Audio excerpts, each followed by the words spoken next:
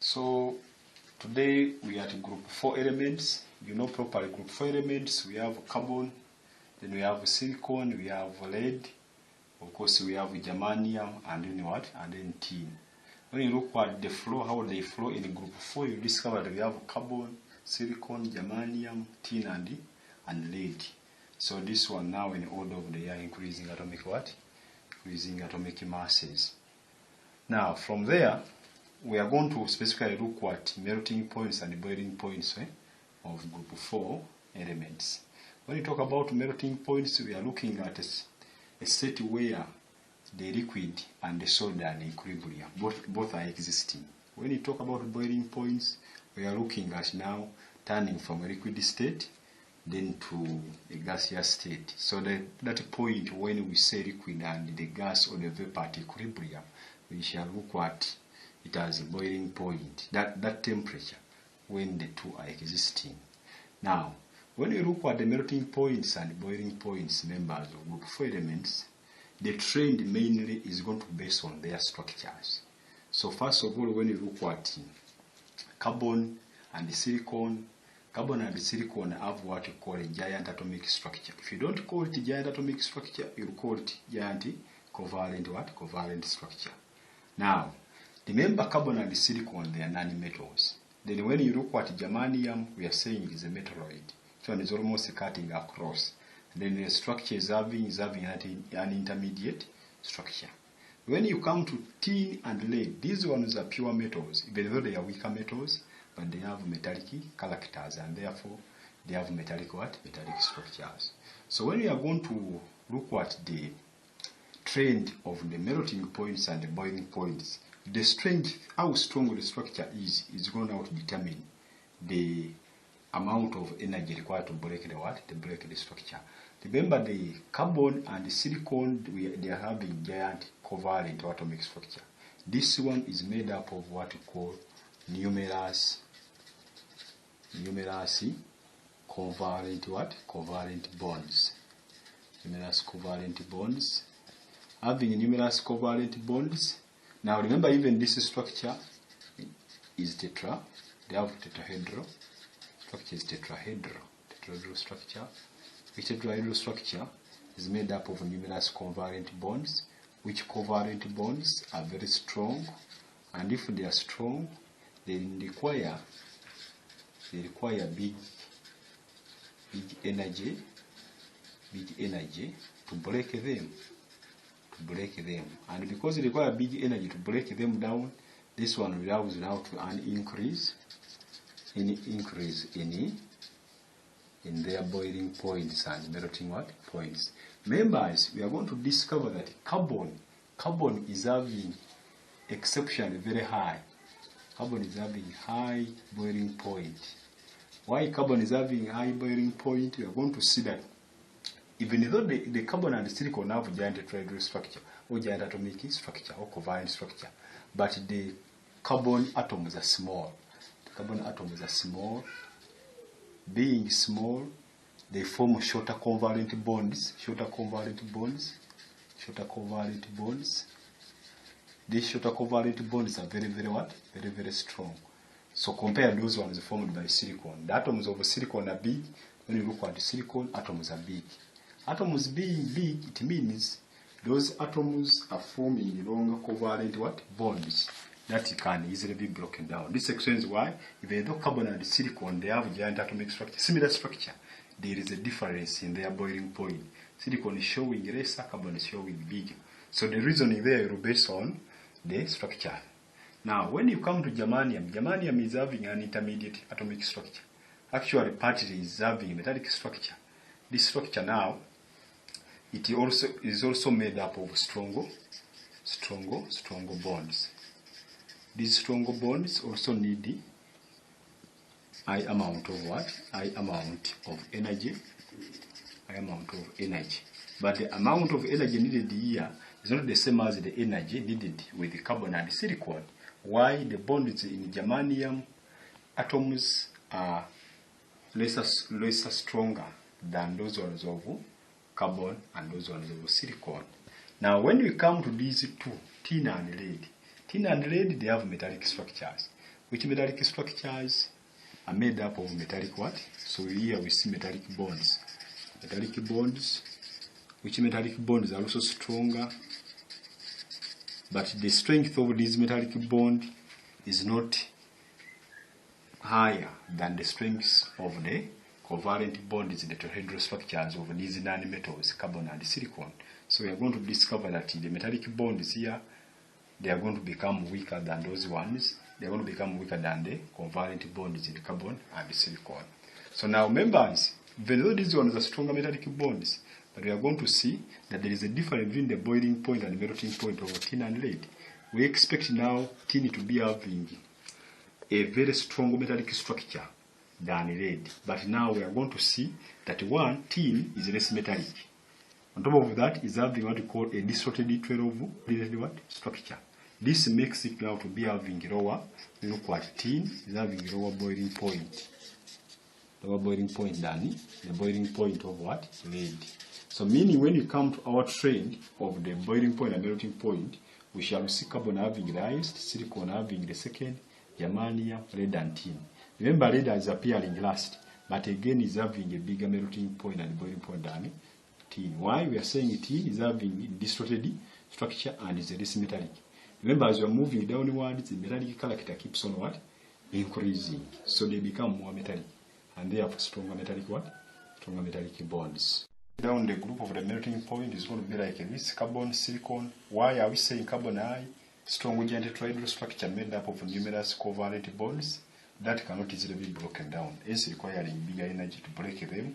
Then the silicon, the same. Now we have giant tetrahedral structure also, but also made up of covalent bonds. But the difference in the covalent bonds here, they are longer and weaker than those ones of carbon. Silicon being with bigger atoms than those ones of carbon. Germanium having now an intermediate structure bonds that require moderate amount of energy to be broken down. So you will see that its energy is lesser than that one of silicon and carbon. Then when you come to lead and tin, here we look at metallic bonds in the metallic structure. But the metallic bonds of lead are stronger than those ones of tin. Why? In tin, the structure is distorted. So the bonds are weaker, hence requiring less energy to break these ones. Hence low melting what? Point compared to that one of lead. So the order is like that. Now we come to nut pair effect. Now remember, as nut pair effect, mainly this is the stability. This is the stability of low oxidation states. Low oxidation states. Bit of low oxidation state as the atomic number increases. Atomic number increases. Or you can even say inability of NS to electrons to take part in bonding. Secondly, we are talking about the nut pair effect. So in nut pair effect, we are seeing it as the inability of the NS electrons to take part in bonding. Or we can as well say the stability of the low oxidation state as the atomic number does what? Increases. So this one is commonly seen in group of 4 elements. Remember, group 4 elements, generally, when you look at their valence structure, they have 4 electrons outside. They always do this one by promoting electrons. They always promote electrons to the p shell. So for instance, if you take carbon is if you are taking the shells for carbon, remember carbon is having 6 electrons. That one is 2 to 4. You are taking the olive version. So when we come here to Alpha Bau and the Hindu and the Pauline, you'll discover that now we have 1s, 1s2, then we have 2s2. So we have in here what we are calling 2p. So you have 1s, then 2s, then 2p2. So now when you take this one as valence and this one core, remember this one is core structure and this one is valence shell structure. So you shall discover that this one is for S block. Then if you are taking the p block, remember p block is having 3 orbitals. So you discover that here you have also how many electrons? These are 2 for this. Then here we are going to be having 2 electrons. This implies that carbon will be using valence 2. But because of the promotion I'm talking about, to use all of the 4 electrons, you discover that this electron is promoted to this vacant orbital, and it comes here. This means now carbon is going now to form an sp3 hybrid. But remember, this one the S is having 1 electron. Now those are 4 electrons. Now we are going to see a situation which we are talking about as the inert pair effect. As you are moving down the group, as you can look at this curve here, as you are moving down the group, the ability to use all the 4 electrons keeps on reducing. So meaning the positive 4 becomes more steady or stable at the top here. But as you are moving downwards from carbon to lead, you discover that using 4 electrons keeps on reducing. But again, as you are moving downwards, we discover that using 4 electrons, the tendency increases. The chemistry is all about what? Remember, we are seeing here that carbon and silicon, if you take a carbon and silicon, we are seeing that positive 4 is more stable. Why are we saying positive 4 more stable for carbon and silicon? These 2 elements are appearing on top of the group. The 2 elements are appearing on top of the group. Then when you look at the tin and the lead, we see that positive 2 is more stable, meaning positive 4 is less stable. Why? These 2 are appearing down the what? Down the group. So we are seeing that as you're moving down the group, the ability to use all of the 4 electrons keeps on reducing, but instead the elements keep on using 2 electrons. So this one we are going to observe it when we come to compounds, like if we are going to consider carbon monoxide and then carbon dioxide on the top, then it's monoxide, then silicon dioxide. This is silicon monoxide, then silicon dioxide. You will discover that this one, because carbon is on top, and even these 2 compounds are from carbon, which carbon is on top, you find that this one is more stable. The carbon dioxide becomes more stable, as carbon monoxide is becoming less stable. At the top, the same with this one. This one becomes more stable. This is more stable, and this one is less stable. Less stable. Take a note of that. This one, this is positive 4. And this one is positive 2. So positive 2 less stable at the top. Positive 4 more stable at the top. Then positive 2 more stable at the bottom. Positive 4 less stable at the bottom. Now, when we come back here, this explains why you are talking about this one here. So, as you're moving down the group, why are we talking about this chemistry or this nature? We are seeing as you are moving down the group, the nuclear attraction. The nuclear attraction of any s2 electrons increases. Why is it increasing? The 3D and maybe the F, when you are moving down the group, their ability to shield these electrons becomes less, or we can say failure of the 3D now to shield now. The 3D is failing to shield what? To shield these electrons, the NS electrons, the outermost electrons. And what happens? Remember, electrons are being attracted by the nucleus. So you have now, you will discover that the 3D is inside, then the 4s, the NS electrons are outside here. The nucleus must pull them. So as it's pulling them, you are seeing that the 3D is providing a shield there. So if the 3D is failing to shield them, it means the nucleus attracts them a lot. When it's attracting them a lot, it means they cannot take a part. They become reluctant. They become reluctant now. Reluctant to take part. And they become reluctant to take part in bonding. You see that now the compounds formed is only formed in positive what? Positive 2. Now to harmonize, let me begin by defining. Definition: inability of the NS electron to take part in bonding. Then 2, what is the trend of the inert pair effect? The trend of inert pair effect, as you're moving down the group, positive 4 become less stable, as positive 2 is becoming more stable. What are we meaning? Positive 4 is becoming less stable because compounds formed are mainly formed by using 2 electrons, not using 4. That is at the bottom of the group. But at the top of the group, chances of forming compounds of positive 2 are lesser compared to the chances of forming compounds of positive what? Positive 4. So we see going upwards, positive 4 becomes dominant. Then going downwards, positive 2 is becoming dominant. What is the cause? As you're moving down the group, the shielding effect reduces. Shielding effect reduces by the 3D. When the shielding effect reduces by the 3D, what are we seeing? Nuclear attraction of the outermost electrons, those are the NS electrons, increases. And once it increases, they cannot easily be taken there to get involved in what? In the bonding. So we see compounds formed only in positive what? Positive 2. And that is what we are calling inert pair what?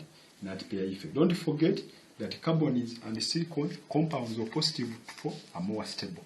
We have used an example of carbon dioxide. This is more stable than carbon monoxide. Then silicon monoxide more stable than silicon dioxide. The same.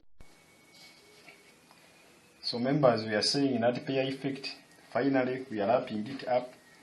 Positive 4 decreases down the group, positive 2 becoming more stable down the group. But at the top, we are seeing positive 2 less stable, but positive 4 more stable. This explains why we are seeing these compounds like that. Carbon monoxide less stable than carbon dioxide. Silicon monoxide, we are seeing it more less stable than silicon dioxide. But when you come to tin 2 chloride, this one is going to become more stable than tin 4. Like when you are heating them, this one will break down easily, this one will not break down easily. Similarly, when you come to, for example, if I add lead 2 and then lead 4, you discover that now the lead 4 is going to break down easily compared to lead 2 what? Oxide. Now members, we are going to move to the dioxides of group 4. There is something special which we need to understand about dioxides, which is always disturbing. Now dioxides, I've considered dioxides, that is now in positive 4. You are forming positive 4 valence 4. Those are dioxides. Some people may not get what I'm saying. I have carbon, for example, carbon 4, I have oxygen 2, then 2 goes this way, 4 goes this way, that's all chemistry. Then you divide the numbers if they are divisible. Then you come with a compound like that. The same with the other element, that is the valence 4. So dioxide structurally, let me first base on their structures. Majorly, you will discover this one is having just a simple molecular structure, simple molecular structure, simple molecular structure. Then when you come to this one is having a giant atomic or giant covalent structure, like that. Then when you come to germanium is having an intermediate giant ionic, and then giant metallic structures. Similarly, this one here is having the same. So all of these three, they have just an intermediate. They are cutting across giant ionic as well as giant what? Giant metallic. Germanium dioxide, tin dioxide, and lead dioxide, they have an intermediate. Now from there, when you are after understanding the structures, we are going to base on these structures to clearly show the melting points and the boiling what? And the boiling points of the dioxides. Now, when you talk about carbon dioxide, you know we have said carbon dioxide is having a simple molecular structure. Simple molecular structure, it implies that this one is having now van der Waals forces. And the van der Waals forces are very, very what? Weak. Being weak, they can easily be broken what? Easily be broken down. When you come to silicon dioxide, this one is having a giant covalent structure. This is giant covalent structure. And this covalent structure is made up of covalent what? Covalent bonds. But the covalent bonds are stronger than the van der Waals forces, which I am talking about here, van der Waals forces. Then these ones, I have said they have giant what? Giant ionic. and then giant, an intermediate between giant ionic and then giant what? Giant metallic. This implies what? That this one, the structures are stronger. So the order of the melting points now are going to base on the strength of the structure. We are seeing that this structure is more stronger, the giant ionic, than even the giant covalent and the simple molecular. So what you are going to see, our trend is going to be like this. The carbon dioxide will be having lowest boiling point and melting point. Why? The molecules are made up of, so the molecules are held by weak van der Waals forces that require little energy to break them. Hence, low boiling point and melting what? Point. Silicon dioxide, this one is having giant covalent structure made up of numerous covalent what? Bonds, which need bigger energy than the energy needed before to break the van der Waals forces. Bigger energy. And again, when you look at these ones now, we are going to see that their energies are going to become more than the energies of silicon dioxide, the energies of carbon dioxide. This explains why the order is like that. Now, when we come from here, we are going to discover that the strength of the ionic structure or the giant metallic structure is going to base on even the ionic character. We always see that moving down the group, metallic character increases. Down the group, metallic character increases. When the metallic character increases, we see even ionic character is going to increase. We see now ionic character increasing. Remember, you are forming now ionic bond between the metal and the non-metal, metal, non-metal, and so on. So what are we seeing? As you're moving down the group, the ionic structures become more strong and more stronger. And then even the ionic bonds are becoming stronger. So breaking them, you need bigger energy. So now, because of the ionic structure of lead oxide being stronger than this one, we see the melting point of lead oxide being more than that one lead oxide. Similarly, the ionic structure of this one is stronger than the ionic structure of germanium. So you've discovered that the ionic bonds in germanium are weaker than the ionic bonds in the tin, and so the order is going to be like that. So we shall find that our trend of melting points of these dioxides is going to be like that. Reason over this one, simple molecular structures held by weak covalent bonds that can easily be broken down. Reason here, you are seeing giant atomic structure with numerous covalent bonds that require bigger energy compared for this one to be broken down. Hence, relatively bigger melting point than that one of carbon dioxide. Actually, carbon dioxide is a gas, but the rest are going to be solids. Don't forget that. When you come here, all of them are sharing the same structure, giant ionic structure, which an intermediate between giant ionic structure and giant metallic structure. But what matters here is your strength of the ionic bonds you have. The ionic bonds, the order of the increase in strength of ionic bond is going to increase as you are going downwards. Why? We have said because of the increase in ionic character as you are going down the what? Down the group. So ionic character of this is lesser than the ionic character of this. And for this one is lesser than for that. This implies that the ionic bonds in lead oxide are stronger than the ionic bonds in what? Tin oxide. And these ones are more than for this. So that trend is going to be like that. So when you are reasoning, try to reason in line with the structures which the oxides are having. Then finally, let us look at the acidic strength of those dioxides. Now, when you are looking at acidic strength, you are going to base on the metallic nature and non-metallic nature. We are seeing the elements at the top, that is carbon and silicon.